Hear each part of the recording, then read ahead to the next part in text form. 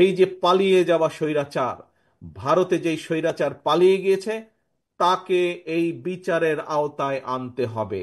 কথা বলার অধিকার, রাজনৈতিক অধিকার, ভোটের যে অধিকার কেড়ে নিয়েছিল, তার বিরুদ্ধে আমাদের মোহাম্মদ মাসুদ সহ আমাদের হাজারো নেতাকর্মী প্রতিবাদ গড়ে তুলেছিল।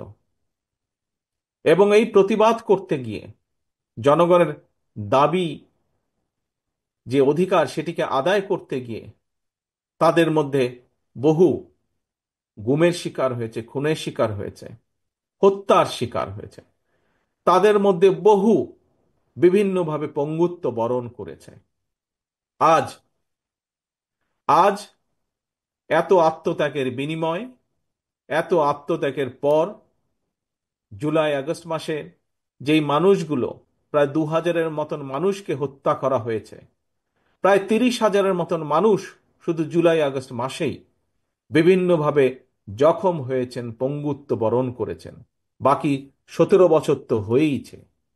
এত হাজারো লক্ষ মানুষের আত্মত্যাগের বিনিময় আজ আমরা বাংলাদেশকে স্বৈরাচার মুক্ত করতে পেরেছি। এই স্বৈরাচার, যার বিরুদ্ধে বাংলাদেশের দল মত নির্বিশেষে, শ্রেণী পেশা নির্বিশেষে প্রত্যেকটি মানুষ প্রতিরোধ গড়েছিল, প্রতিবাদ গড়ে তুলেছিল, সেই স্বৈরাচার এই বাংলাদেশের মাটি থেকে পালিয়ে যেতে বাধ্য হয়েছে। প্রিয় ভাই বোনেরা, স্বৈরাচার বাংলাদেশের মাটি থেকে পালিয়ে গিয়েছে, কিন্তু এই যে যাবার আগে, পালিয়ে যাবার আগে যেই হত্যাগুলো সেই করেছে, শত শত হাজারো মানুষকে যে হত্যা করেছে, হাজারো লক্ষ মানুষকে যে জখম করেছে, হাজারো মানুষ যে পঙ্গুত্ব বরণ করেছে, এদের এই হত্যার জন্য, এই মানুষগুলোকে জখম করার জন্য যারা দায়ী, সেই মানুষগুলোকে অবশ্যই দেশের আইনে বিচার করতে হবে। অবশ্যই এই মানুষগুলো, এই হত্যার জন্য যারা দায়ী, তাদেরকে বিচারের আওতায় আনতে হবে।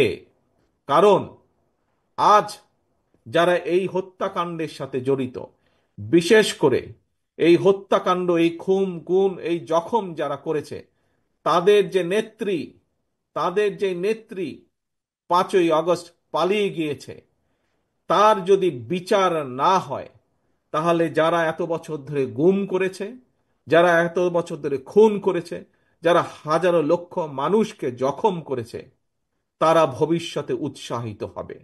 কাজে আসুন, আজকে আজকে আমাদের সকলকে ঐক্যবদ্ধ হয়ে, দল মত নির্বিশেষে, প্রতিটি গণতান্ত্রিক আমি প্রতিটি রাজনৈতিক কর্মী, গণতান্ত্রিক আমি প্রতিটি রাজনৈতিক দল, আজকে আমাদেরকে একটি জায়গায় ঐক্যবদ্ধ থাকতে হবে। কি সেটি? এই যে পালিয়ে যাওয়া স্বৈরাচার, ভারতে যেই স্বৈরাচার পালিয়ে গিয়েছে, তাকে এই বিচারের আওতায় আনতে হবে।